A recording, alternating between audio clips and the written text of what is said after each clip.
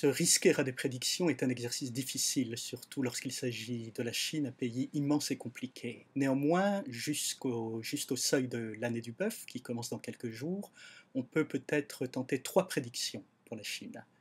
La première prédiction, c'est bien entendu que les conflits sociaux vont fortement s'accroître en nombre et en intensité.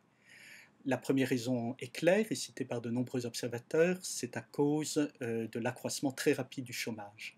Mais d'autres raisons vont sans doute accroître le nombre des conflits sociaux, le retour des paysans sur leurs terres et aussi les conflits liés à l'usage de la terre et les conflits écologiques.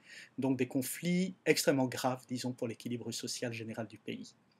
Seconde prédiction à laquelle on peut se risquer, c'est que les relations entre la Chine et Taïwan vont continuer à s'améliorer durant le premier semestre de l'année, jusqu'à la rencontre de juin entre les négociateurs des deux entités, mais qu'ensuite elles risquent de dégrader parce que je crois que dès la rencontre de juin ou peu après, les Chinois vont soudainement intensifier leur demande politique vis-à-vis de Taïwan et que la population taïwanaise n'y est pas préparée.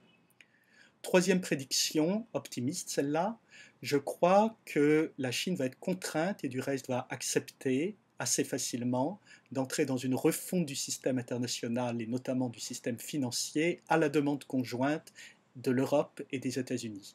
Je crois donc qu'une meilleure entente entre l'Europe et les États-Unis va mettre la Chine en position de réaliser les avancées qu'elle a déjà enregistrées dans la gouvernance mondiale et qu'elle va se servir de ce rôle accru dans la gouvernance mondiale pour juguler partiellement ces tensions internes.